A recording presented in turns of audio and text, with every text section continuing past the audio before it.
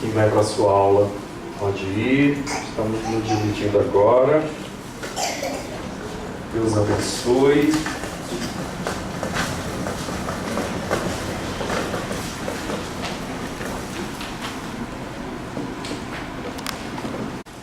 Que maravilha, hein?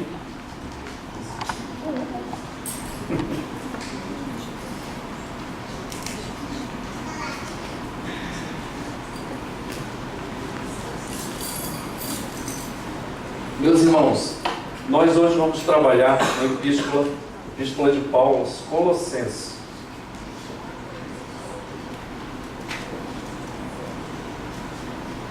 Epístola de Paulo aos Colossenses. Você pode abrir aí na epístola de Paulo aos Colossenses.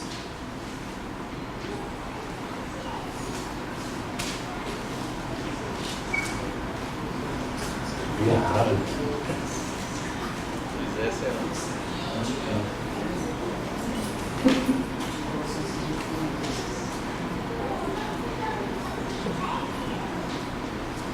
Então nós vamos trabalhar essa epístola de Paulo.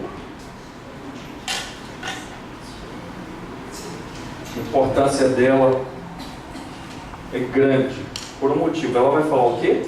Ela vai falar quem é Jesus no universo, a visão cósmica de Cristo, né? Então, vamos repassar. Tem um livro que eu usei também, esse último ali, Dictionary of Biblical Imagery, dos editores Leland Ryken, James Williot, Tremper, Longman III, da IVP Academy.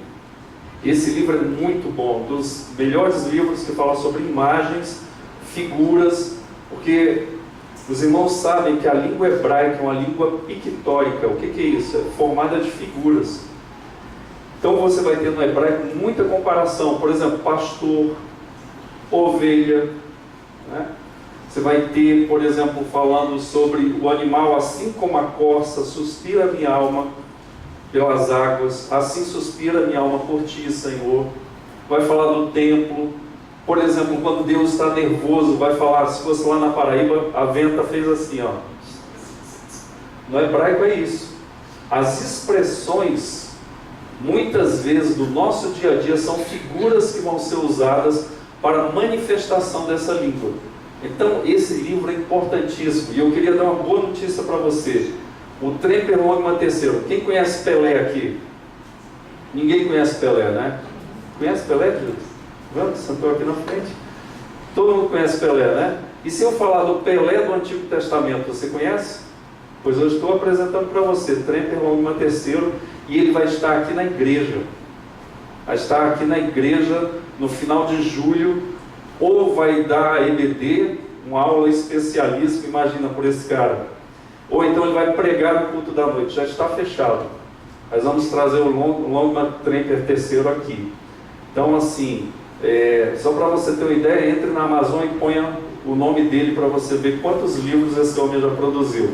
Trabalhos espetaculares, né? Livros espetaculares. Ele vai estar aqui em Taguatinga, na CEBI, a semana toda falando sobre ler a Bíblia com a mente e com o coração. É um livro dele também, um best-seller dele, e ele vai estar aqui na igreja. Uma bênção muito grande. Nós conseguimos trazer ele aqui para a igreja no mês de julho, tá? Então, isso vai ser motivo de muita alegria, e também nós temos ou uma aula especial, então uma pregação do Tremper Longman III. Então, são esses 3 livros que eu tenho usado. O do Carson, que é um livro clássico. Emerson, peguei para mim, meu amigo. Está aí. Esse livro aqui, depois se você quiser tirar foto, já está com a mesma capa. É um livro clássico de introdução. Tem também o livro da editora Esperança, uma editora lá de Curitiba, de origem alemã. Tem introdução e síntese do Novo Testamento, do Gerhard Hoster. Então, ele é um livro também muito bom, direto. É o nosso projeto aqui, que é o quê? Um panorama.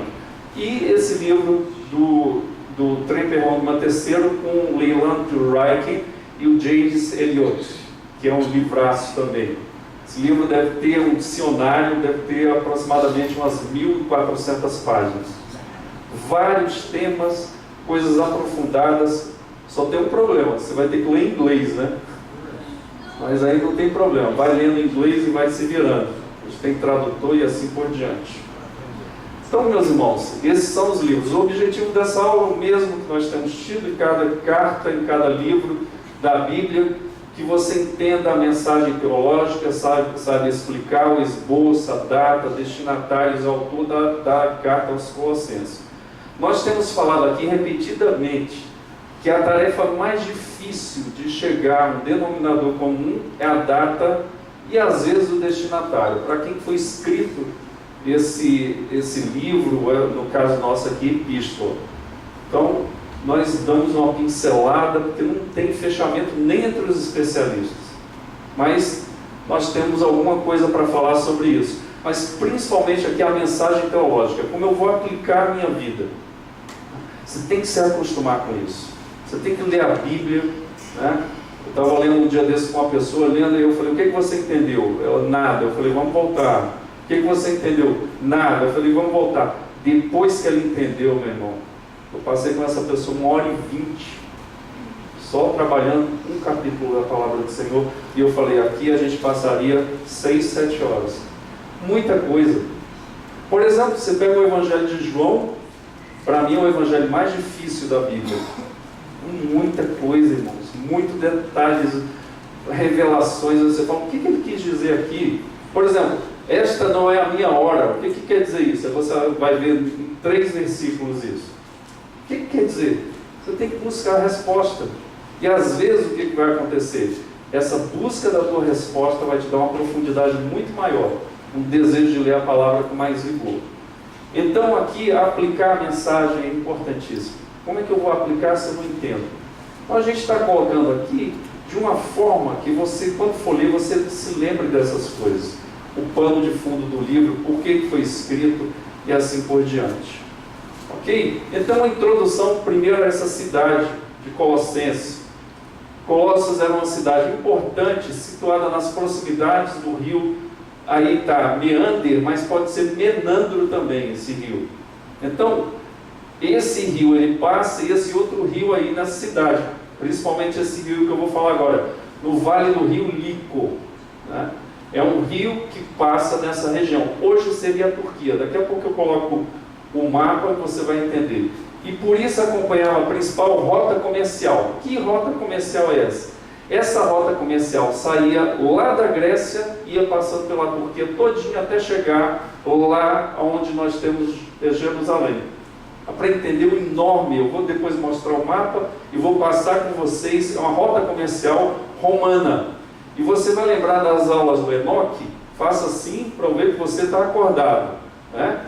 Você está lembrando tudo que eu estou falando, né? O Enoque falou que uma das questões mais importantes do Império Romano era o quê? As estradas, as rotas. Para quê? Para a propagação do Evangelho. Foi um dos fatores mais importantes para a propagação do Evangelho. Muitas rotas comerciais e rotas terrestres, perfazendo o Império Romano em malhas ali de estradas, que eles iam muitas vezes a pé. Paulo fez, por exemplo, a segunda viagem missionária voltando não pelo mar, mas por terra. Então você tinha várias rotas feitas pelos romanos para o comércio e para a dominação do império em todas as áreas que vão facilitar o quê? A propagação do Evangelho. Pois é, Colossos era uma cidade próxima a essa rota e uma cidade muito fértil. Por quê? Porque ela era cortada por esse rio Lico. Então você tem aí uma rota comercial que liga as cidades da região da Frígia. Quando você ouvir falar em Atos dos Apóstolos, região da Frígia, você vai lembrar o quê? Que Colossos fica exatamente nessa região. Paulo fala várias vezes dessa região. Então no leste você tem uma cidade enorme, por exemplo a cidade de Éfeso. Nós vimos aqui as 7 igrejas do Apocalipse. Éfeso é uma região espetacular. Por exemplo, uma característica da cidade de Éfeso é que tinha uma biblioteca enorme, com mais de 12 mil volumes nessa biblioteca. Para as características da época e da região, é uma grande cidade. Éfeso, alguns historiadores dizem que chegou a ter 500 mil habitantes. para a cidade da época. Éfeso foi uma grande cidade. Então, você vai ter próximo ao oeste dessa cidade Colossos, a cidade de Éfeso, aproximadamente 200 quilômetros. Daqui em Goiânia dá quantos quilômetros? 190, né? Por aí? Bom, na minha cabeça 190. Praticamente daqui em Goiânia, os registros históricos indicam que a cidade desfrutava de imensa riqueza e prestígio nos tempos antigos, anterior a 400 a.C. Uma cidade que tinha prestígio, tinha um comércio muito bom, tinha essa rota romana, então deveria ter um comércio muito forte e também a produção de lã. Essa cidade é conhecida como uma produtora de lã. Graças a seus interesses comerciais, Colossos havia sido uma cidade cosmopolita importante, encontro de várias culturas, que incluía diferentes elementos religiosos e culturais. População judaica neste lugar. Será que tinha muitos judeus? Com certeza, irmãos. Por exemplo, alguns historiadores, tem um geógrafo da antiguidade chamado Estrabão, diz que foram para essa cidade, com o tempo, mais de 2.000 famílias judaicas. Se você colocar aí cada família com 5, 7, 8 filhos, não é como a família de hoje, né? Tem irmãos aqui que têm famílias grandes, né? Já ouvi falar. Tem 16 irmãos, 15 irmãos, 10 irmãos. Hoje, geralmente, nós temos 2 irmãos. E um parêntese aqui, é uma das formas de culturação da Europa, é o quê? As famílias islâmicas mudam para lá, tem 8, 10 filhos, e a população vai se espalhando no islamismo. O cristão não faz isso. Algumas pessoas hoje, desde a década de 70, nos Estados Unidos, estão voltando a ter mais filhos. Por exemplo, tem um conhecido meu que tem 7 filhos homens, o mais novinho tem 2 anos e o mais velho tem 15 anos. 7 meninos. Vai se inspirar de essa? Já imaginou escola para todo mundo? Comida? Deus te abençoe. Né? Então, a tendência é o quê? As famílias judaicas, 5, 8 filhos mudaram. Então, você multiplica 2.000 por 8. Dá quanto aí na sua conta? Irmãos, meu Deus do céu. Aleluia. 16.000, não é? Graças a Deus por isso. Então, essa população judaica era grande. Com Antíoco III, fixou, por exemplo, cerca de 2.000 judeus na Mesopotâmia e também antes disso, 2.000 famílias. Babilônia era um lugar que tinha muitos judeus. Você estuda a história de Israel, em torno de 200 a.C., você vai ter o quê? Uma diáspora muito grande de judeus nessas áreas. Um autor chamado G.L. Moon diz o seguinte: a cerca ao redor de 62 a.C., os judeus do Vale do Lico eram tão numerosos que o governador romano proibiu a exportação de dinheiro destinado a pagar o imposto do templo. Você lembra do imposto do templo? Que era pago pelos judeus desde o Antigo Testamento. Esse imposto foi o quê? Sonegado dos judeus, e não foi mandado, devido à grande quantia que era mandado ali para Jerusalém. Conforme Cícero, um autor do primeiro século, haveria uns 10.000 judeus residentes na área da Frígia naquela época, está vendo? Tanto de judeus que tinha ali. Aí você vai ver, por exemplo, na epístola aos Colossenses, falando o quê? Que tinha muita gente guardando dias, guardando o quê? Jejuns e coisas semelhantes, festas, que possivelmente era o quê? Influência judaica. Mas nós vamos dizer que não era só influência judaica, tinha influência de outras raízes de pensamentos e filosofias neste lugar.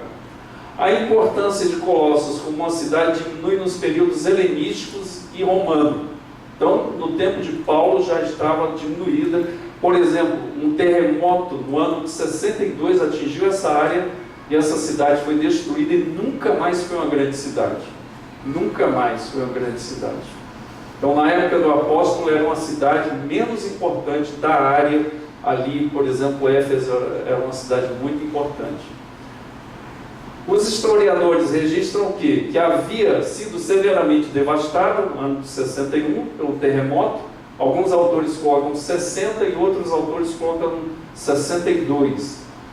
E diferentemente das cidades vizinhas de Laodiceia, por exemplo, 16 quilômetros a oeste, Hierápolis, eram 3 cidades próximas, cerca de 25 quilômetros, Colossos jamais foi reconstruída. Uma cidade que não foi mais reconstruída depois desse grande terremoto.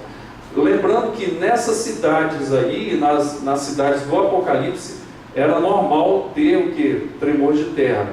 Então, esse terremoto deve ter sido de uma escala muito grande, destruir essa cidade e nunca mais ela foi reconstruída.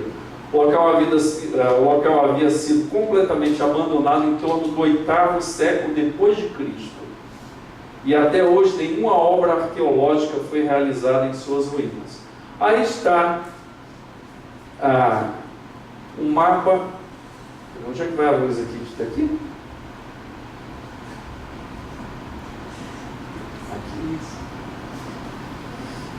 Então aqui é a cidade do Apocalipse, Ilha de Patmos, aonde o apóstolo João recebeu o quê? A revelação do Apocalipse. Aí aqui você vai ter Éfeso. Você está vendo aqui as cidades? Nessa sequência, no sentido do relógio, Éfeso, Esmirna, Pérgamo, Tiatira, Sardes, Filadélfia e Laodiceia. É exatamente a sequência das cartas do Apocalipse. Exatamente. Você vai achar aqui carta para Éfeso, depois Esmirna, Pérgamo, Tiatira, Sardes, Filadélfia e Laodiceia. Agora olha o mapa ampliado aqui. Filadélfia aqui e aqui Laodiceia. Está vendo? Rio Licos passando aqui. Esse rio aqui é o que nós vimos aí, o meandro ou meander. Então o rio Lico vinha daqui e desembocava no meander. Essa é a cidade de Laodiceia, que você ouve na Bíblia. Por exemplo, você vai ver em Colossenses aqui no finalzinho. Hierápolis, Paulo fala em Atos, e Colossos. Aqui, essa é a cidade que nós estamos falando. Então, aqui próxima, por exemplo, Éfeso fica, Colossenses pertinho de Laodiceia, mais ou menos aqui, para Éfeso 200 quilômetros, de Laodiceia 12 quilômetros, bem pertinho. Então, esse é o mapa aí da nossa cidade. Aqui, meus irmãos, ela é uma epístola, porque tem um assunto só. Você lembram disso? Nós fizemos essa diferenciação, diferença entre carta e epístola. Essa é uma epístola, porque tem um assunto só. Vai mostrar a supremacia de Jesus Cristo sobre o universo. É uma carta muito parecida com a carta de Éfeso. Porque lá na carta de Éfeso fala de quê? Da fundação da igreja e de que Cristo é o cabeça da igreja. Aqui vai falar de quê? De Cristo como o Supremo Senhor, o Supremo sobre tudo no universo e sobre todos. Por que Paulo fala sobre isso? Porque ele está escrevendo para uma região que está passando por esse problema. Será que Jesus é suficiente? Será que Jesus é suficiente para eu chegar ao conhecimento de Deus, a viver uma vida com o Senhor e ter uma vida de salvação? Será que é suficiente? Paulo está escrevendo para uma cidade que está passando por problemas nessa área. Nós já vimos aí uma comunidade judaica grande, uma influência do judaísmo muito forte. Mas nós vamos ver o quê? Nós vamos ver outras influências nessa região. Por isso que Paulo vai falar sobre esse assunto, não é por acaso. Então essa epístola tem um assunto só, mostrando a supremacia de Jesus sobre o universo. Ela foi escrita a uma igreja abalada por causa do ataque de falsos mestres. Da epístola concluímos que esses hereges criam que, primeiro, alguns feriados precisavam ser guardados de forma especial. Você vai ver lá em 2,16. Alguém pode abrir 2,16 para a gente ver? Pode. Portanto, ninguém vos julgue pelo comer. 2,16. Portanto, ninguém vos julgue pelo comer ou pelo beber, ou por causa dos dias de festas, ou da lua nova, ou dos sábados. Ok? Isso aí te lembra o quê? Sábados, lua nova, festas. Antigo Testamento. Então você tem no Antigo Testamento, mas você tem principalmente no judaísmo. A forma Irmãos, lembrando, o judaísmo não nasce antes desse tempo aqui, ó. O judaísmo vai nascer com Esdras e Neemias.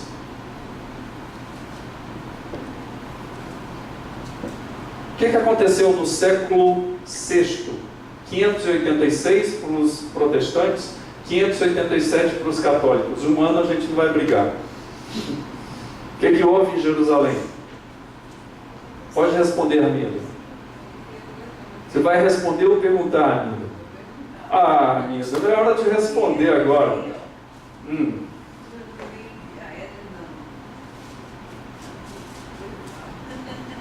Então vamos responder. O que houve em 586 a.C. em Jerusalém?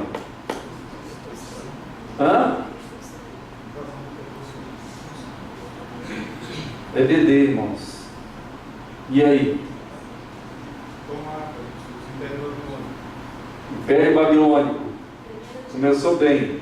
Mas o que o Império Babilônico fez em Jerusalém? Invadiu. E na invasão o que aconteceu? Destruiu o quê? O templo e os muros. Então, essa destruição do templo vai fazer o quê? Nasceu o judaísmo. Por quê? Porque os judeus foram dispersos para Elefantina, uma cidade próxima do Egito, e principalmente para a Babilônia. O império de Nabucodonosor leva a nata da cidade, os homens mais capazes, Daniel, Sadraque, Mesaque, e tem um irmão que falou um dia vulcão negro, né? Mas não é vulcão negro, é Abednego. Eu já vi cada coisa, a pessoa pregando rápido, não, vulcão negro. Não é vulcão negro, não. Levou a nata da cidade e deixou lá só os lavradores, ok? Levou e foi lá para a Babilônia. Ali houve o quê? Um reprocessamento do que é o judeu, com o nascimento do judaísmo, com Esdras e Neemias. Por quê? Qual é agora a função? Eu não vou poder adorar a Deus porque não tem mais tempo. O que eu vou fazer? Essa é a grande questão. Eu não tenho tempo, então eu não posso adorar a Deus? Não, eles retornam para as Escrituras. E ali começa o movimento de quê? Busca de Deus nas Escrituras. Então, a lei do Senhor guardada no coração. A partir daí começa a nascer o quê? Uma nova fase da interpretação bíblica. Porque eu tenho que saber o que a lei diz para eu entender e para eu praticar. Ok? Então, desse problema que houve no templo, nascem também as sinagogas. As sinagogas nascem daí, que são o quê? Imitações do templo. Não são o templo, mas são imitações, lugares onde você tem o ensino da palavra, discussão de leis e assim por diante. Criação dos seus filhos na lei do Senhor. Nossa igreja seria Não seria. O que nós temos hoje é o que? Por exemplo, seria próximo assim o ensino da palavra e depois tinha os cultos, né? Mas é diferente porque ali eram judeus. Então, por exemplo, ali era voltado para o povo judeu, que só eles aí tinham a salvação. Mas seria muito diferente nisso aí, a forma do culto e assim por diante, né? Teria o paralelo do estudo da Bíblia, isso aí sim. Então, essa é a dificuldade. Dá para entender isso aí? Então, os judeus são espalhados pelo mundo. Aí, na volta dos judeus para Jerusalém, muitos não voltam, porque já tem casas nesses lugares. Por que eu estou falando isso? Porque o mundo, várias vezes, foi o que? Abastecido com muitos judeus. Êxodos que tiveram, por exemplo, esse é um. Depois você tem no primeiro século outro. Então, muita coisa no mundo foi influenciada pelo judaísmo. É isso que eu quero dizer. E aqui não é diferente. O que nós lemos agora é exatamente influência judaica. Então, em 586 houve a destruição do templo. Alguns feriados precisam ser guardados de forma especial, e outra, que havia importância nas leis cerimoniais de alimentação, judaísmo também, e que todos precisavam levar uma vida ascética. Isso aqui não é só do judaísmo, nós vamos ver isso lá no capítulo 2, 20 em diante. Além disso, criam que é de fundamental importância o que? Respeitar os princípios elementares deste mundo. Está lá no 2,8. e adorar seres sobrenaturais dos anjos. Aí a pergunta agora, tá vendo? Você tem que voltar para a estaca. Os judeus adoravam anjos? Não, então isso não vem do judaísmo. Ok? Os judeus não adoram anjos. Então, isso é outra forma de doutrina que tem nessa igreja. Ele está entrando nessa igreja e Paulo está fazendo o quê? Combatendo essa doutrina. Então tem o judaísmo, tem outra forma de adoração, por exemplo, a seres angelicais. Ascetismo tem no judaísmo, guardar, jejum, se purificar, tem, mas o ascetismo aqui é uma coisa muito mais profunda. Que esse ascetismo, a guarda da vida, de certas práticas, de certos alimentos, abrirem as portas para quê? Com um contato com esses seres sobrenaturais. Aqui eu já vou adiantando a chamada de heresia de Colossenses. A Paulo está combatendo essa heresia. Então tem o que? Uma ramificação do judaísmo e outras ramificações de seitas orientais, que nós vamos dizer daqui a pouquinho. Paulo chama essas ideias de filosofia e vãs sutilezas, ali no 2,8. Vai chamar de vãs e enganosas também. Então Paulo vai combater tudo isso com veemência, porque o ascetismo torna o quê? As coisas da busca de Deus periféricas, coisas centrais. Busca do Senhor Jesus Cristo é central no cristianismo, mas estava sendo colocado aqui como uma das partes agora da adoração desses irmãos que estão recebendo essa influência. Dessa forma, o que? Negligência do ponto central do cristianismo, que é a revelação de Deus em Jesus Cristo. Irmãos, por isso, todas as vezes, capítulo 16 de Mateus, Jesus chega para os discípulos e pergunta: quem os homens dizem que eu sou? O que eles respondem? Estão dizendo aí que o Senhor é Jeremias, estão dizendo que o Senhor é João Batista, e estão dizendo que o Senhor é um dos profetas. Aí Jesus agora pergunta para eles: e vocês? O que vocês dizem que eu sou? Aí Pedro responde: tu és o Cristo, o Filho do Deus vivo. E aí Jesus responde o quê? Pedro, não foi carne nem sangue que tu revelaram, ou seja, isso não veio de homem, mas foi dado por meu Pai que está nos céus. Então, o que eu estou querendo dizer com isso? Quem é Jesus Cristo para você vai determinar a religião que você segue. Quem é Jesus Cristo para essa religião vai determinar se essa religião é bíblica ou não. Dá para entender? Então, ali Paulo estava atravessando um problema sério, porque Jesus não era o centro da religião que estava sendo cultivada e cultuada pelos colossenses. Jesus era mais um nessa religião, porque vocês viram que eu falei aí de adoração angelical. Então eles estavam adorando a anjos. Você já viu isso? Por exemplo, hoje em dia, pessoas que têm o anjo da guarda, já viu isso aí? Irmãos, anjo é bíblico? É, mas anjo não é Deus. Anjo é criatura de Deus. Até o diabo foi criado por Deus. Qual o único que não foi criado? Deus. Diz lá no Gênesis: no princípio criou Deus os céus e a terra. Antes da criação, Deus estava lá. Então Deus é o Criador. Então você tem o quê? Anjos sendo adorados, colocados no mesmo patamar ou patamar superior de Jesus Cristo. A Bíblia não coaduna com isso. Ele falou: eu sou o caminho, a verdade e a vida. Ninguém vem ao Pai senão por mim. Ou seja, só tem um caminho. Lá em Timóteo, capítulo 2, verso 5. O que diz lá? Vamos abrir lá. 2 Timóteo 2, 5.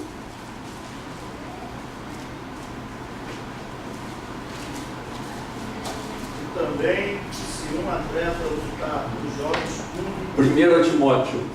Está errado. Errata. Foi mal. Se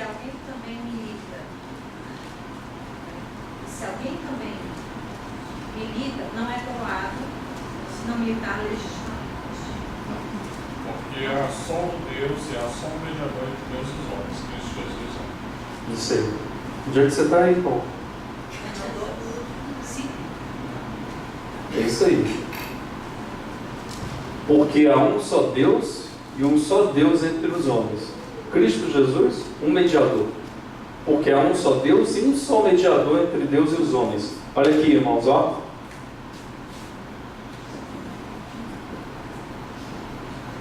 Essa palavra no grego significa ponte. Vamos ler agora colocando ponte. Porque há um só Deus e uma só ponte entre Deus e os homens. Cristo Jesus, homem. O que a ponte faz? Se você falar assim, igual minha professora de química antigamente, libera H+, da base que sabemos, libera H-. Aí não dá. Ponte faz a ligação entre dois locais, não é verdade?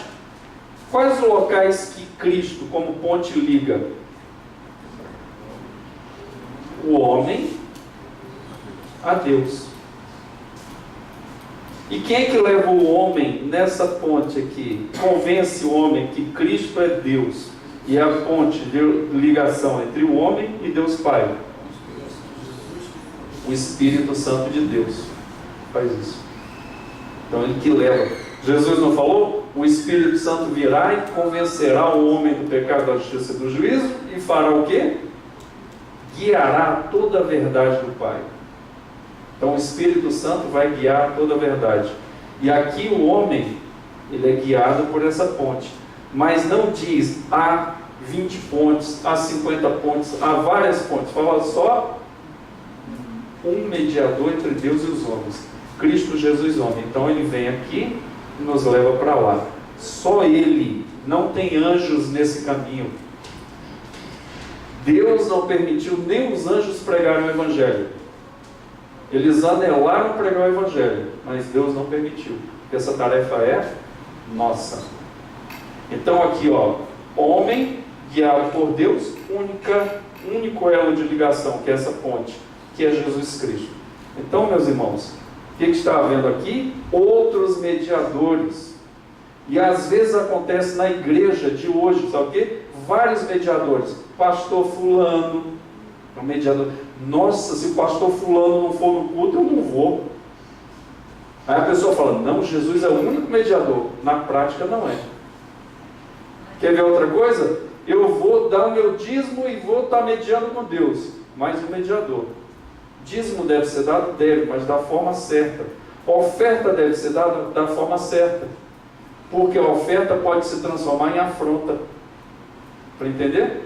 Aí a pessoa faz o quê? Um elo entre outros mediadores. Tem gente que é o líder, né? Tem outros que é o quê? O dízimo. Tem outros que é o quê? O jejum.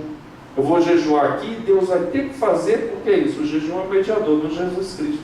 Nós devemos jejuar, irmãos? A Bíblia ensina a jejuar, mas para nos santificarmos, para nos edificarmos no Senhor, e não para nós fazermos o quê? Balcão de negócio com o Senhor. Então tudo vai convergir para Cristo. Por isso que Paulo chama o quê? Pleroma. Essa palavra aqui, ó. Essa palavra significa o quê? Plenitude. Plenitude. Nele reside toda a plenitude de Deus. Ele é a imagem perfeita de Deus. Imagem, irmãos, a palavra é ícone. Quando você pega no seu computador e clica lá no ícone, por exemplo, a pasta, né? Pasta amarelinha. Pum, pum, clicou lá, abre. Aí tem várias pastas dentro. Ó, o ícone pasta vai abrindo. Aí daqui a pouco vem Elias, tum, tum, EDD, tum, tum, lá, aula tal, tum, eu clico. Cada ícone tem um conteúdo por trás. Jesus é o ícone que acessa a Deus Pai, o único ícone. Não tem outro. Então essa sutileza, filosofia vã, com mistura com o judaísmo, com a adoração de anjos, está tudo aí misturado nesse escrito de Paulo. Paulo está combatendo isso. Qual outra epístola do Novo Testamento que vai estar combatendo isso? 1 João vai estar combatendo isso. Lá você vai achar o quê? Exatamente isso que nós estamos falando aqui. João também está combatendo. Por quê? Porque João morava em Éfeso. E Éfeso fica a quantos quilômetros de Colosso? Exatamente, 200 quilômetros. Nós vimos a oeste ali, Éfeso. Então a região toda está infestada dessas ideias que Paulo está combatendo, e não é pouca coisa. Então isso acontece sobretudo por meio de adoração de anjos, que surgiu do receio de não ser respeitado, esses anjos não serem respeitados, os seus poderes, e com isso atraíram vingança angelical sobre si. Irmãos, hoje na igreja a gente fala, irmãos, ah não, é só Jesus. Mas irmãos, tem gente que só fala do diabo. Já viu isso? Tem igreja, se você tirar o diabo, a igreja acabou, irmãos. Porque não vai ter maçã do amor, não vai ter placa de não sei o que lá, não vai ter chocolate da bênção, não vai ter unção de não sei o que, não vai ter matar Judas. Tirou o diabo desta igreja, acabou a igreja, porque a igreja vive em função do diabo. É igual tirou o João de Deus, acabou a cidade. João de Deus, aquela cidade girava em torno dele. Ok? Tirou o João de Deus, acabou a cidade, comércio acabou e tudo ali, por causa do João de Deus. Ok? É muito pobrezinho, diga-se de passagem. Dá para entender, irmãos? Jesus é suficiente. A Bíblia é suficiente. A Bíblia é suficiente para todas as áreas da sua vida. Você vai falar assim, ah, não tinha internet na Bíblia, mas tem princípios bíblicos para o bom uso da internet. Por exemplo, vai falar sobre prostituição. Provérbios fala sobre isso, o Pentateuco fala, os profetas falam. Injustiça social, profetas menores falam. Injustiça social, Paulo fala sobre isso. A pessoa que não gosta de trabalhar, tem na Bíblia? Tem. Nós vamos ver semana que vem, aos Tessalonicenses. Um monte de gente falando, Jesus vai voltar, eu não vou trabalhar não. Para que eu vou ralar? Jesus está voltando. Um monte de sanguessuga na igreja aos Tessalonicenses. Aí vai dizer o quê? Jesus está voltando, aí para de trabalhar. Aí um trabalhava para 10. Aí o que Paulo fala? Quem não trabalhar não vai comer. E ponto final. Jesus, quando voltar, ele vai te achar trabalhando, dormindo, não importa. Você tem que viver a vida normal no seu dia a dia, dando bom testemunho. Então, meus irmãos, esses poderes, eles tinham medo, traziam vingança. Tem gente com medo do diabo, irmãos. Irmãos, o diabo não pode ser insultado, logicamente. Não é? Ficar brincando com o diabo, isso não é certo. Por exemplo, quando Miguel foi pegar o corpo de Moisés, tem lá na Epístola de Judas, um capítulozinho, mas que epístola importante. Quando Miguel foi pegar o corpo de Moisés, o diabo estava disputando com ele, ele não ousou levantar palavra de condenação para o diabo. Ele não se troca, ele não se rebaixa, ele não rebaixa o diabo. Tem gente que fala tanta coisa, né? Vai lutar com o diabo. Irmãos, não é coisa certa. Mas nós não devemos temer. Você tem que seguir o seu caminho. Se o diabo atravessar o caminho, Deus vai te dar o livramento. Eu já falei aqui, irmãos. Tem uma mulher que uma vez liga para o pastor de madrugada, o pastor lá, cheio de remela no olho, acorda, vai atender. E a irmã lá, pastor, o diabo tomou meu filho aqui, está quebrando tudo. A irmã tem o Espírito Santo? Tem, então expulse. A irmã bateu assim o telefone, né? Se pudesse ler o pensamento, cheio de balãozinho assim. E ela falou, agora eu vou ter que expulsar aqui. E foi para cima no nome de Jesus e mandou o Espírito que estava possuindo seu filho embora. E não ficou bom. Ela liga de madrugada para o pastor de novo. O pastor atendeu, pastor, não é que dá certo? Para entender, o cristianismo é prático. Você está aprendendo muita coisa para pôr no seu dia a dia em prática. Se aparecer um endemoniado, eu vou correr. Vou sair correndo.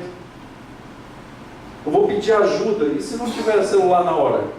Essas coisas acontecem. Dá para entender?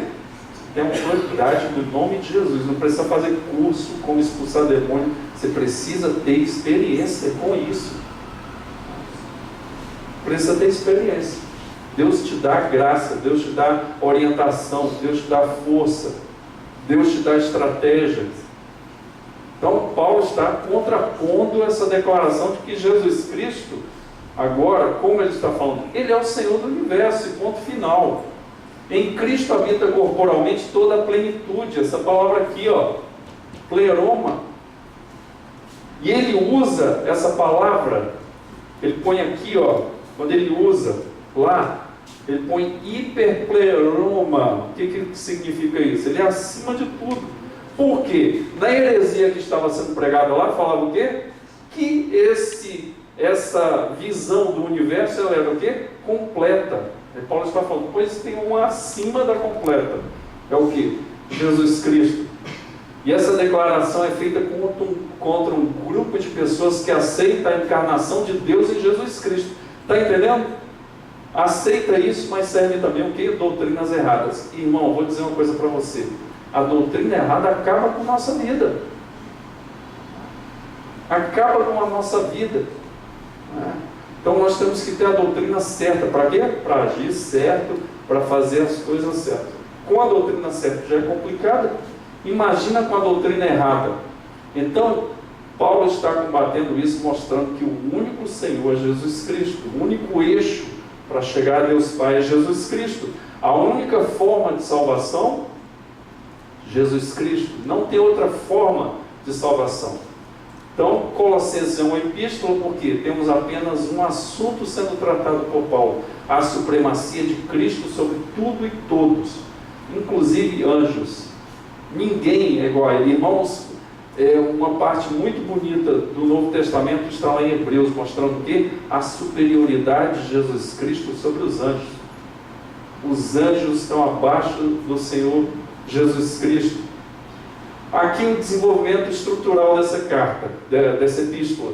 Primeiro, 1 e 2, prefácio e saudação. Paulo sempre faz isso. Geralmente ele entra com a saudação. Tem, por exemplo, uma epístola que Paulo trata que ele já vai direto ao assunto, que ele está nervoso demais.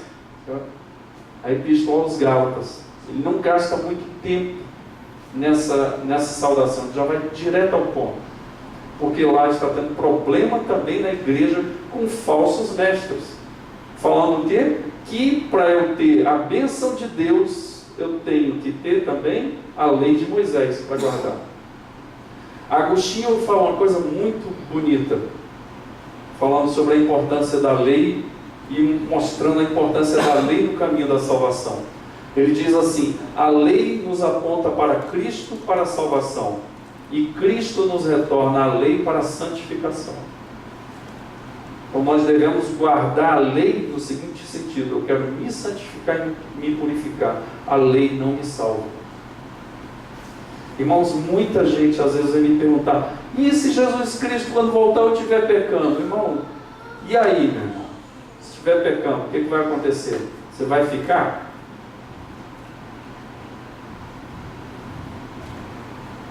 Muita gente tem dúvidas sobre isso.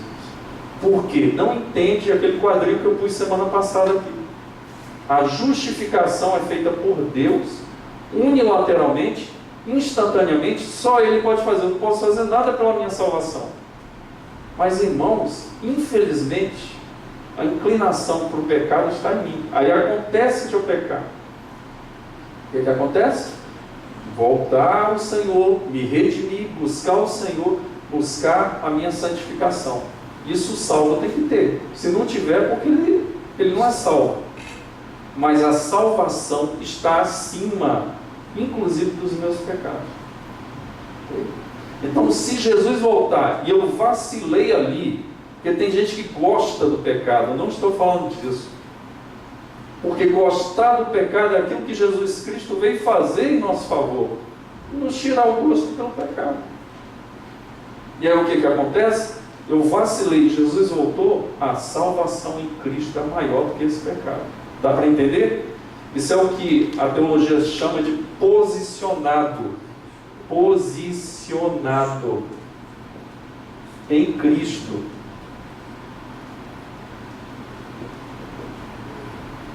Por isso, irmãos, que não existe perder salvação. Porque se eu estou em Cristo, eu estou guardado nele.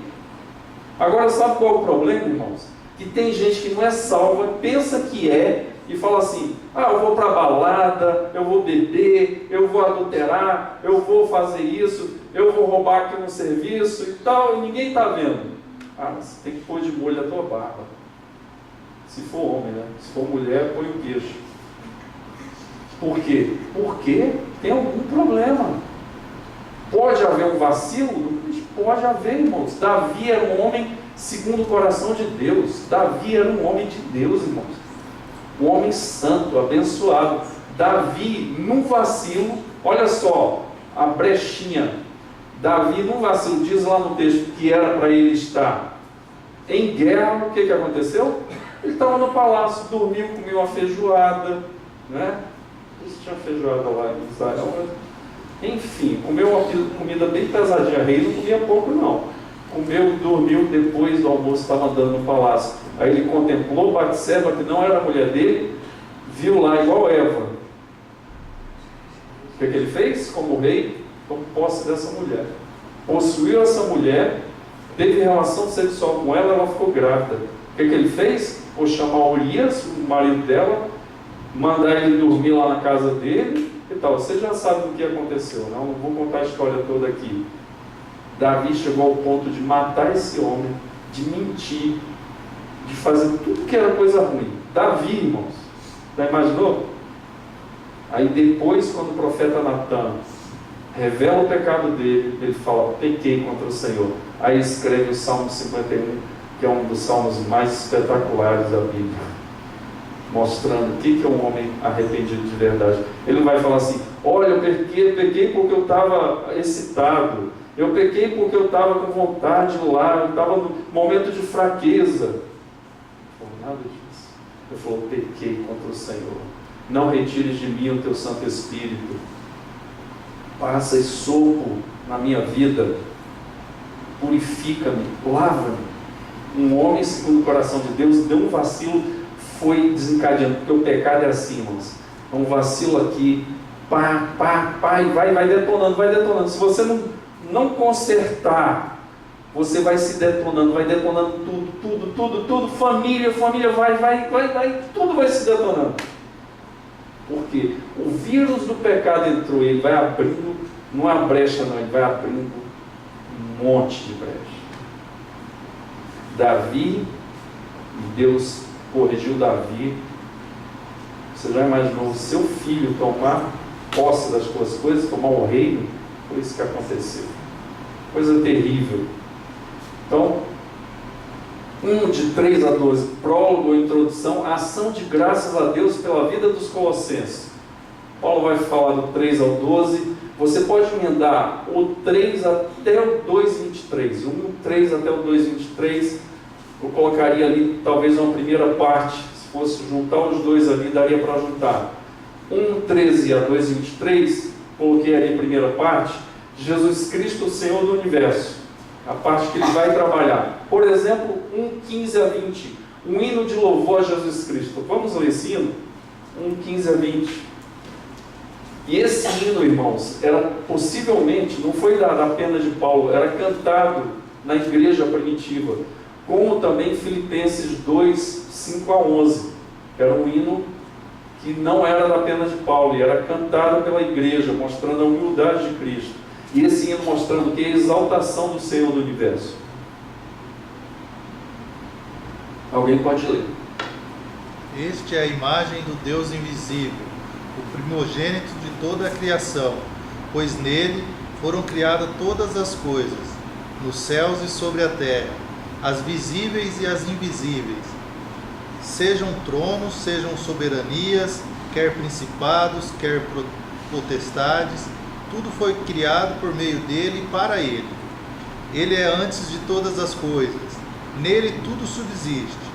Ele é a cabeça do corpo, da igreja, ele é o princípio, o primogênito de entre os mortos, para em todas as coisas ter a primazia, porque aprove a Deus que nele residisse toda a plenitude, e que, havendo feito a paz pelo sangue da sua cruz, por meio dele, reconciliasse consigo mesmo todas as coisas, quer sobre a terra, quer nos céus.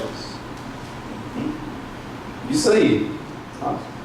Ali saiu hino de louvor a Jesus Cristo. Esse hino de louvor e adoração que a igreja primitiva fazia. E agora os Colossenses estão vendo que ele desvio disso. Falando, não é só Jesus Cristo, é isso aqui também. Não é só Jesus Cristo, tem que fazer isso. Eu tenho que adorar anjos, eu tenho que levar uma vida ascética. Por exemplo, o pessoal da Idade Média, eu tenho que me retirar do meio da população para me santificar. Jesus foi o contrário, ele veio. Primeiro ele se sujou no ventre daquela adolescente que era pecadora. Depois ele veio e foi criado ali na família de José e Maria, e ele nunca saiu do meio do povo. Ele sempre esteve no meio do povo. É muito diferente. Então esse hino mostra o quê? Jesus como Senhor do universo. O 2 do 1 ao 23, a advertência contra as heresias. 2, o 3 e o 9 falam basicamente sobre isso, heresias que estão surgindo no corpo de Cristo. 3 do 1 ao 4, 6, a segunda parte, o quê? Vida sob o senhorio de Jesus. E Paulo faz muito isso aí, ou seja, uma parte teológica mostrando, no caso aí, quem é Jesus Cristo. Agora a parte de aplicação à minha vida, ou seja, como eu vou viver aquilo que foi falado na primeira parte. O senhorio de Cristo na minha vida, como é? 3 de 1 a 17, o velho e o novo homem. Alguém pode ler o 3, 16 e 17? Eu pus ali entre parênteses pela importância. A palavra de Cristo habite em vós ricamente, com toda sabedoria, ensinai-vos e addomesticai-vos uns aos outros, com salmos, hinos e cânticos espirituais, louvando a Deus com gratidão em vossos corações. E tudo quanto fizeres por palavras ou por obras, fazei-o em nome do Senhor Jesus, dando por ele graças a Deus Pai. Sim. Habite o quê? Ricamente em vós o quê? Palavra de Cristo. É isso que Paulo está falando. Paulo fala para nós hoje que habite ricamente a palavra de Cristo em nossos corações. Depois que essa palavra habita, o que é que nós vamos ser capazes de fazer? Instruí-vos, aconselhai-vos mutuamente em toda a sabedoria. Vai vir o que? Gratidão a Deus, com salmos, hinos, cânticos espirituais, com gratidão em vosso coração. Então, esse texto vai mostrando o quê? Que todos nós podemos aconselhar uns aos outros. Qual é a base para o aconselhamento? Bíblia. Habite ricamente a palavra de Cristo em vossos corações. Você, por exemplo, uma pessoa está passando uma dificuldade, se a palavra habita em você, o que você tem? Você tem condições de aconselhar essa pessoa. Você tem condições de dar conselhos que vão fazer diferença na vida da pessoa. O que a igreja fez durante muitos anos, irmãos? Pelo menos 30 últimos anos, terceirizou esse serviço de aconselhamento. Então procura um especialista. E às vezes a pessoa nem crente é. A pessoa vai procurar, aí primeira coisa, o casal em crise, vai procurar uma pessoa, um especialista que não é crente. Aí ele vai, não, você tem, daqui a pouco ele fala, não, você tem que ser feliz. E o que é ser feliz? Você para, meu amigo. Sendo que a Bíblia fala isso? A Bíblia não fala isso. A Bíblia fala que é um caminho de quê? De construção, um caminho que nós temos que buscar o Senhor. Nós temos que aprender a nossa função. O homem, a função dele, a mulher, a função dela. Aprender os dois a criar os filhos na palavra do Senhor. E a Bíblia nos mostra como. O problema é que a gente quer o quê? A gente quer uma coisa muito rápida e às vezes uma coisa o quê? Um conselho que não é bíblico. Aí o que acontece? Acontece exatamente o que tem acontecido.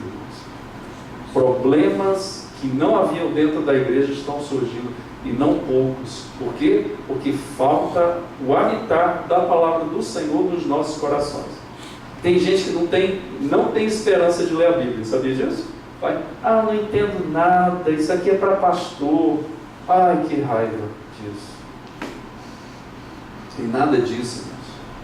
Foi feita a palavra do Senhor. Um dos ganhos da reforma protestante é o quê? Eu posso ir direto na fonte da água da vida e ler e meditar e buscar o Senhor e entender corretamente a palavra. Eu já vi gente que não tem quarta série primária, eu lendo a palavra, entendendo a palavra e me mostrando no livro de Deuteronômio. Falou, Moisés mudou de assunto aqui. Eu falei, quase chorei, meu irmão. Por quê? Porque a pessoa lê, relê, lê e relê. Aí tem gente que chega assim, lá no início do ano, né? Aí começa Gênesis, e vai lendo Gênesis e tal. Quando vai chegando ali em Levítico, a pessoa já vai falando, meu Deus, tem misericórdia de mim. Tem que insistir, insistir. Por isso que a igreja tem ensino. Deus nos dá um ensino para isso. Relacionamentos familiares e sociais.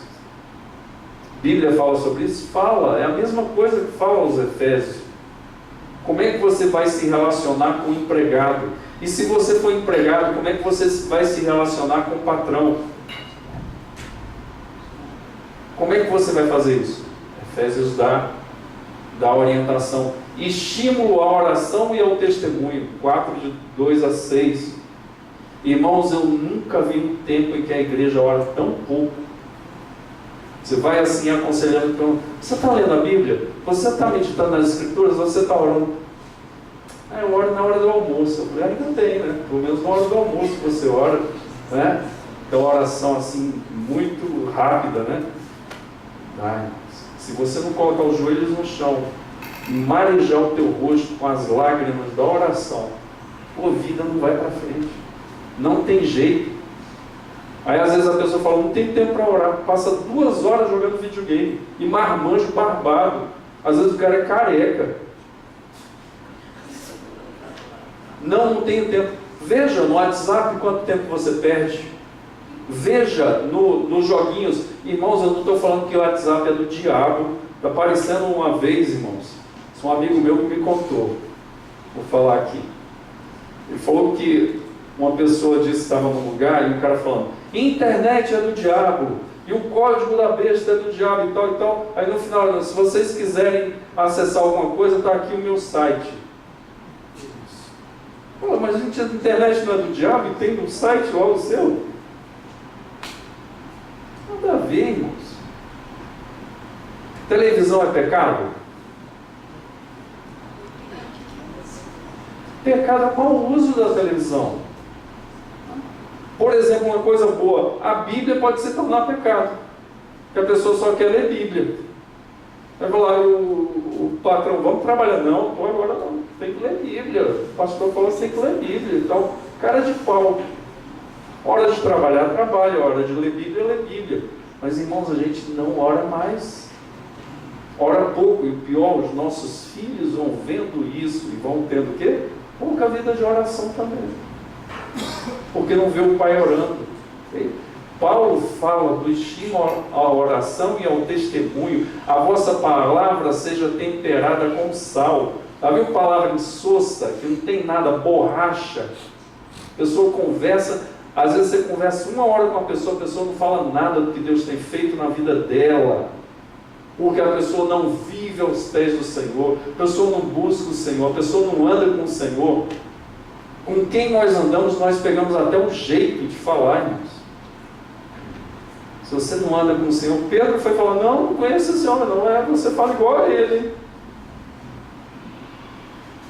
E aí? Com quem que você tem andado? Com quem? Qual o seu tempo? Em que você tem investido? Pouquíssimo para oração, irmãos. Por isso que a igreja está do jeito que está. 4:7-18, conclusão da carta, notícias, saudações e recomendações, do que Paulo fala. A teologia, que eu falei, a parte mais importante, alguns pontos importantes a destacar. Paulo ressalta a supremacia de Cristo. Será que você crê que Cristo é superior a tudo? Eu estou com uma doença, será que Cristo é superior a isso? Eu estou passando um problema aqui, a pessoa já se desespera, se desestrutura. Irmão, está faltando alguma coisa, não está? A Bíblia diz: aquele que sai andando e chorando enquanto se vê, voltará com júbilo trazendo seus feixes.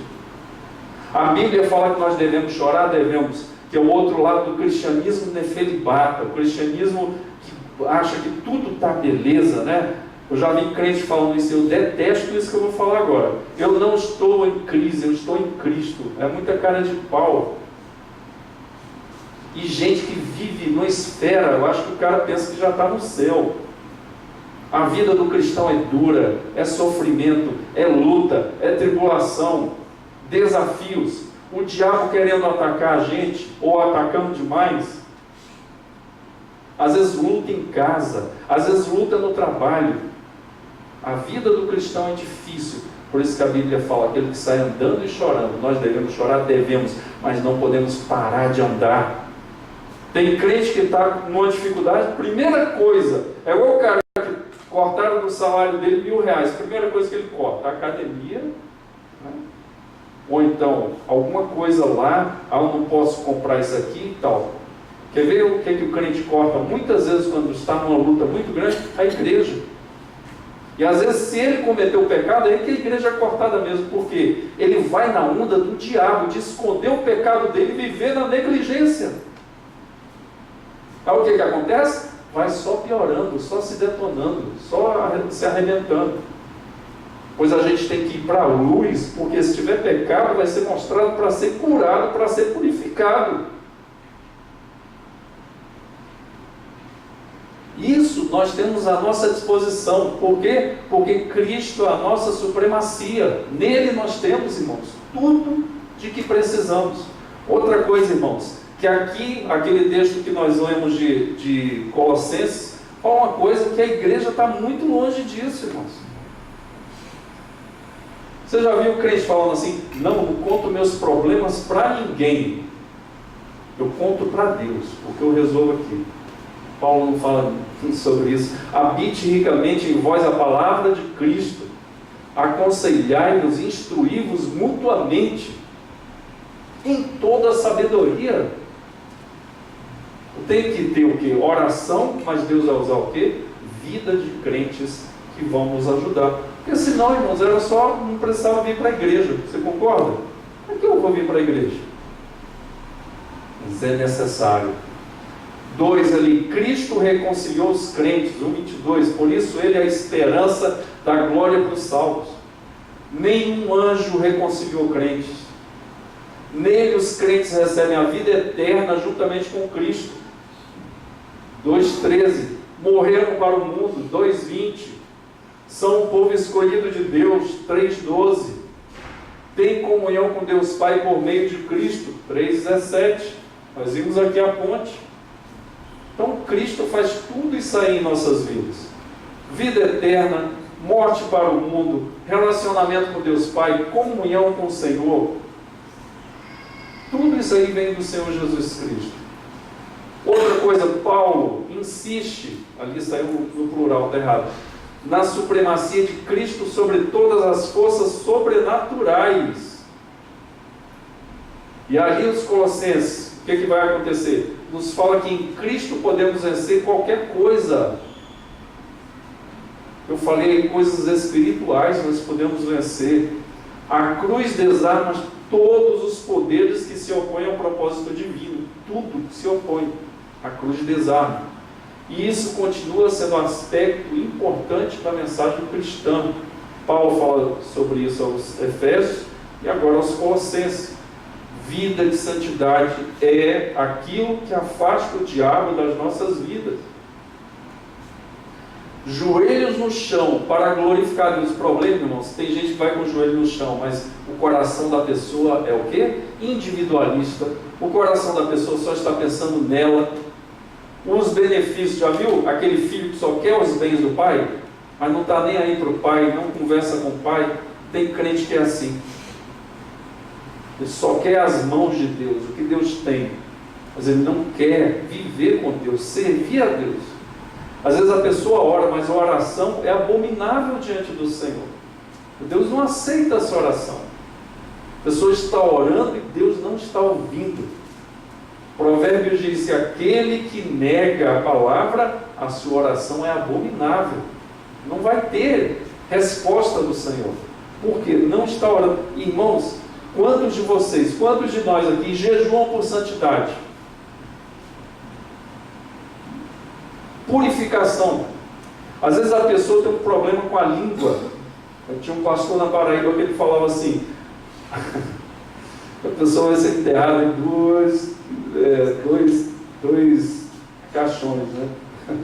É engraçado o que ele fala, mas é triste. Então, a pessoa tem problema com a língua, vai para a oração, para o jejum, para mortificar.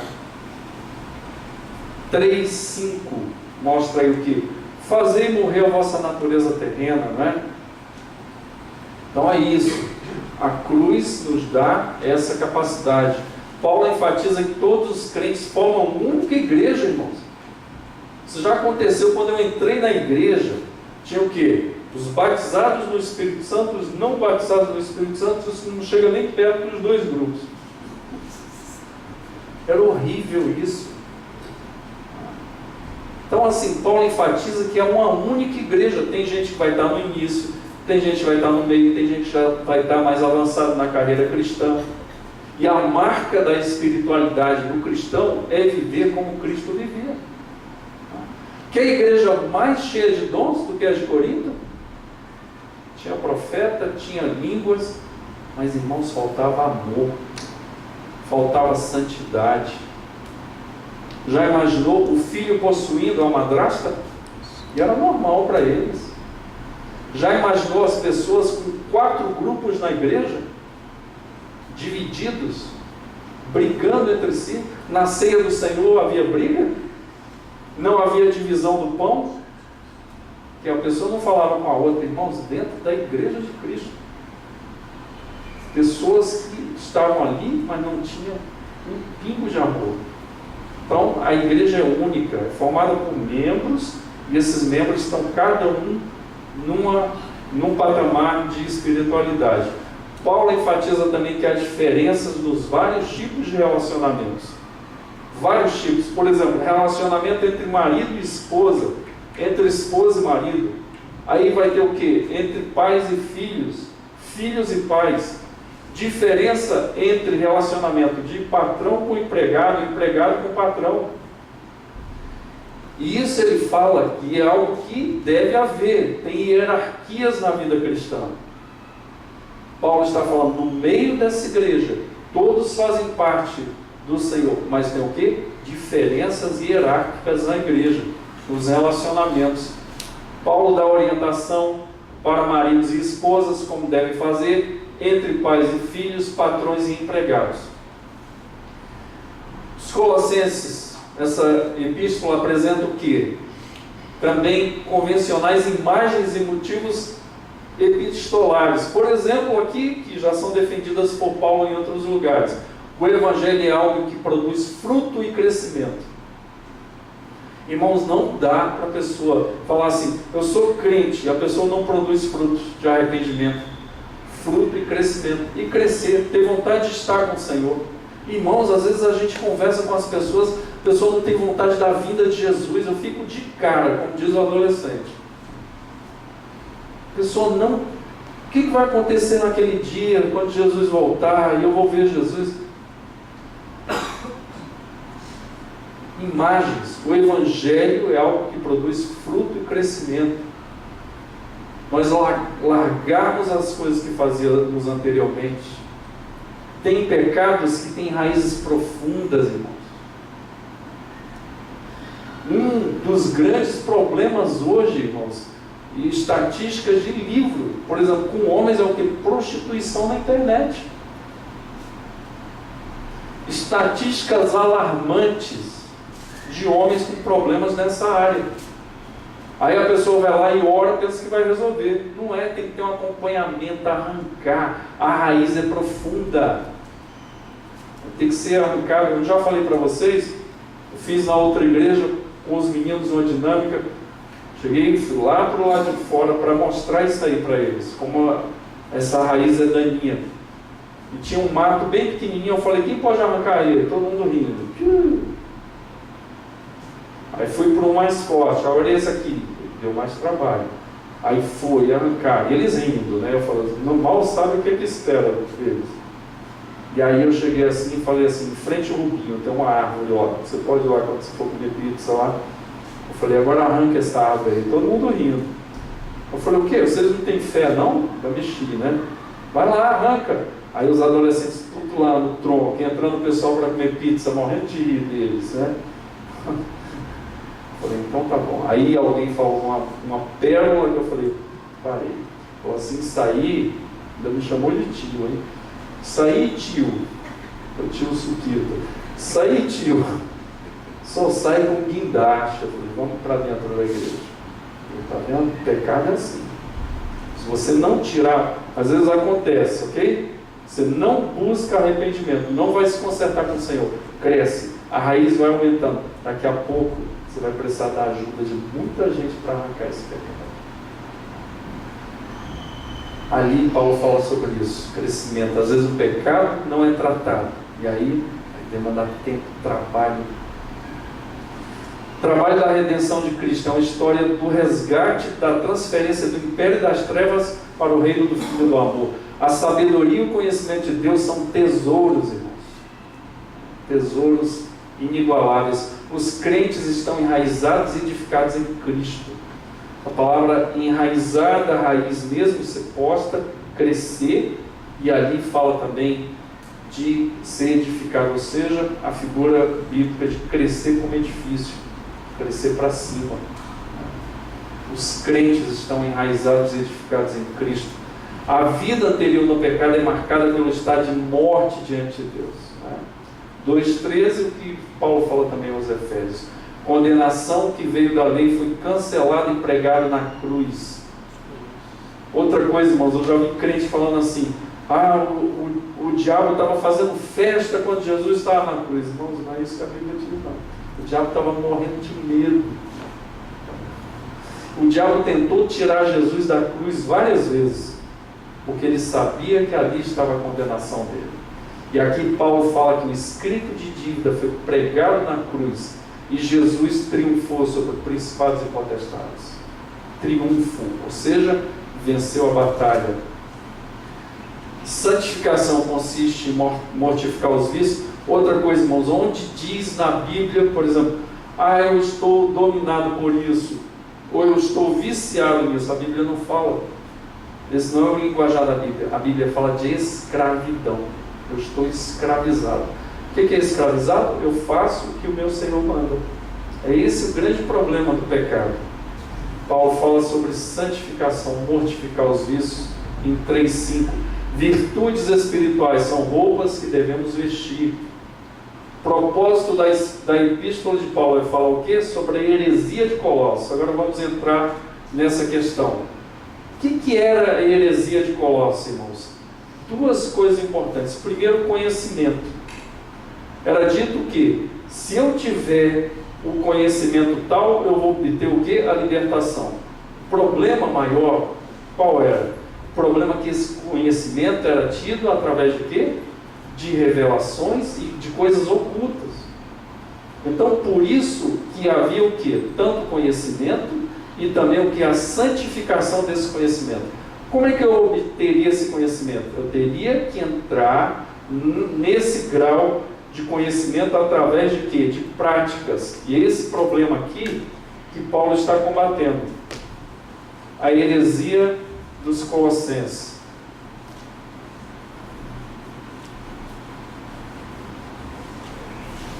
E tudo indica que a heresia dos Colossenses era uma heresia gnóstica. O que a heresia gnóstica falava? Eu tinha que ter um conhecimento e eu tinha que ter o que? Práticas de ascetismo. Ou seja, alimentação especial,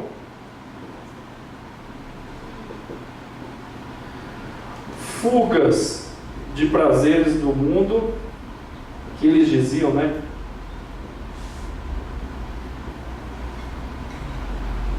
Purificações,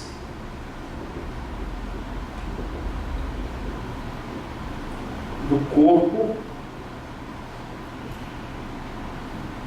Isso ia me dar o quê? Um conhecimento, e esse conhecimento ia me levar à salvação.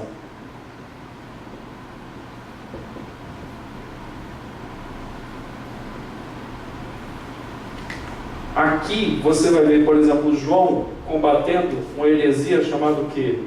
Exatamente essa mesma, que dizia o quê? Que a matéria é má. Então você tinha que ir se purificando através do conhecimento, passando de vários estágios até você ter o que? A libertação. Vocês vão lembrar de que, por exemplo, o que diz lá em João?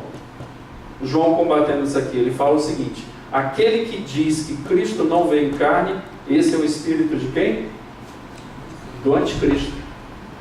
Por quê? Porque a matéria é má. Como é que o Filho de Deus se encarnou numa coisa má? Então a matéria má diria o quê? Que Jesus não se encarnou. Gente, e João está combatendo isso.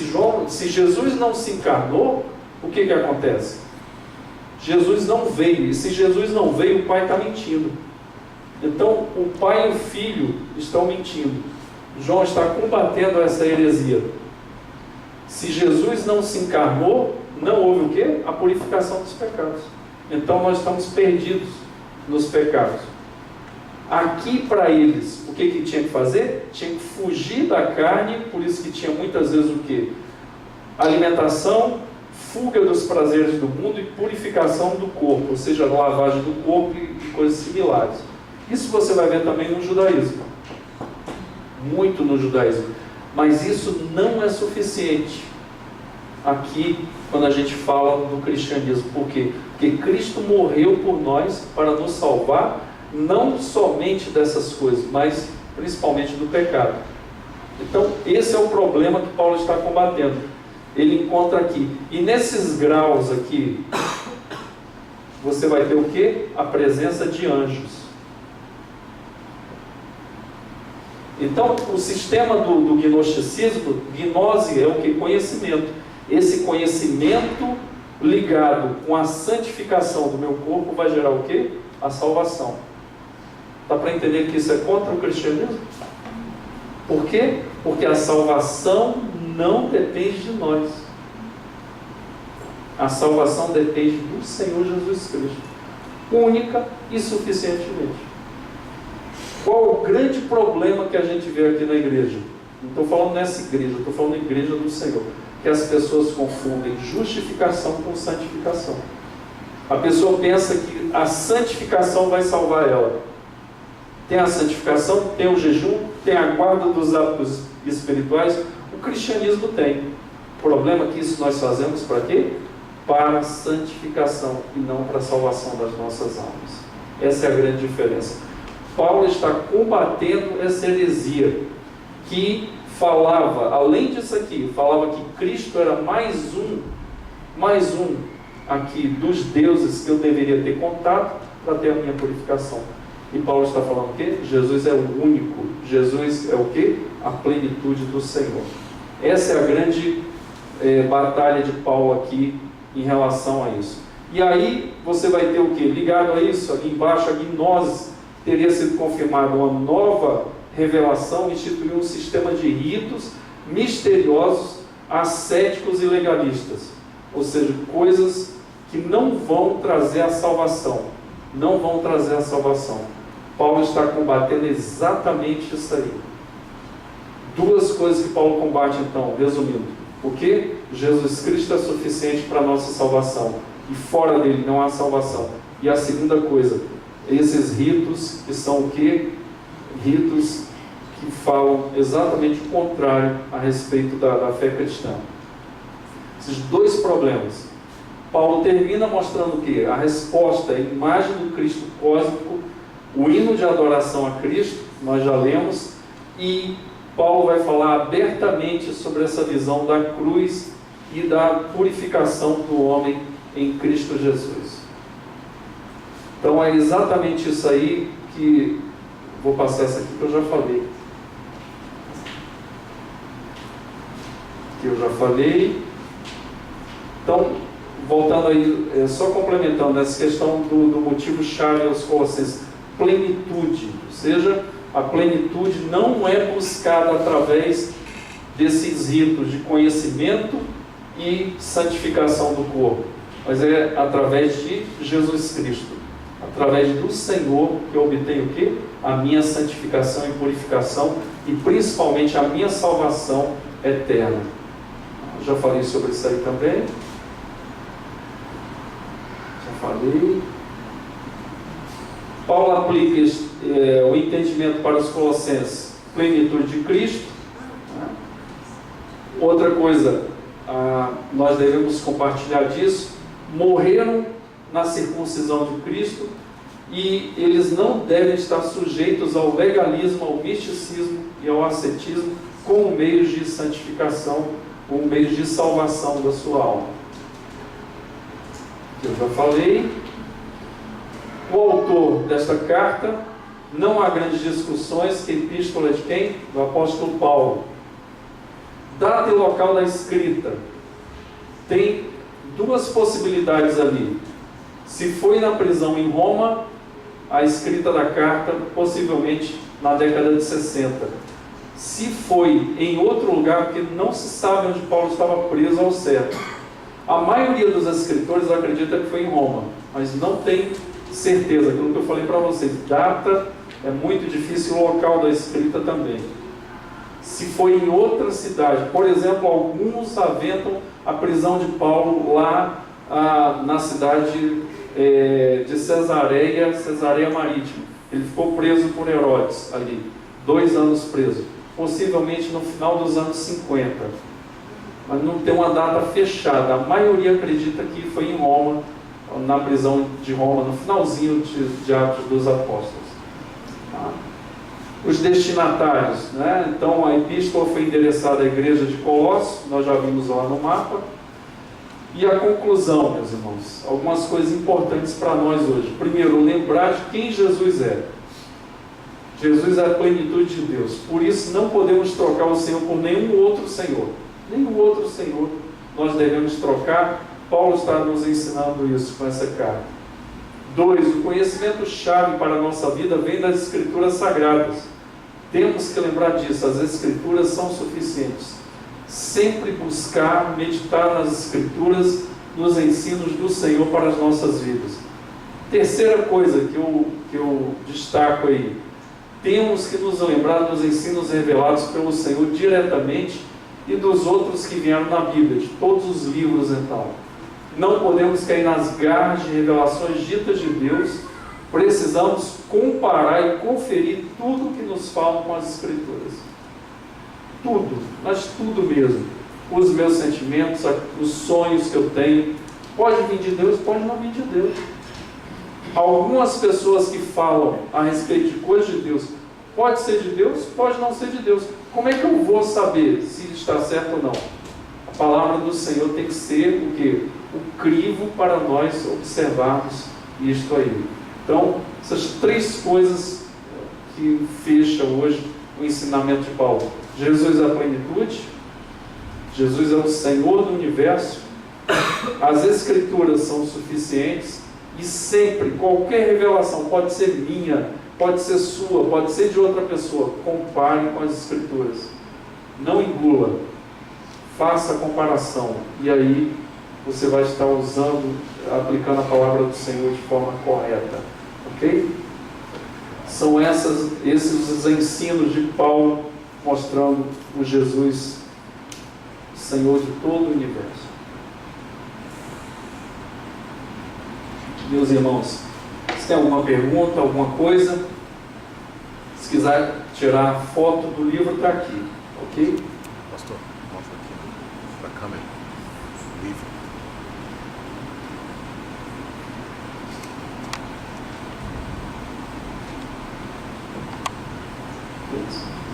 Tá ok?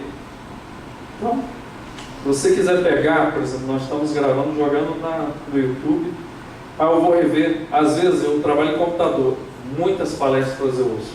Trabalhando ali, não me atrapalha, vou fazendo meu serviço e vou ouvindo ali algum sermão, alguma aula, isso é muito legal. Às vezes é um ponto que não fechou, aí você fala, cara, eu vou ouvir de novo, ouve de novo. Né? Então é importante para a sua vida cristã, aí está à tua disposição, uma bênção muito grande. Vamos ficar de pé, vamos orar. Hoje à noite nós temos o último domingo deste ano, antes do culto da virada, né? Vamos ter o nosso culto de domingo, o último domingo deste ano, essa é a última EBD, e nós queremos agradecer a Deus ricamente por tudo que Ele tem nos dado e feito aqui no nosso meio e ainda vai fazer. Vamos orar.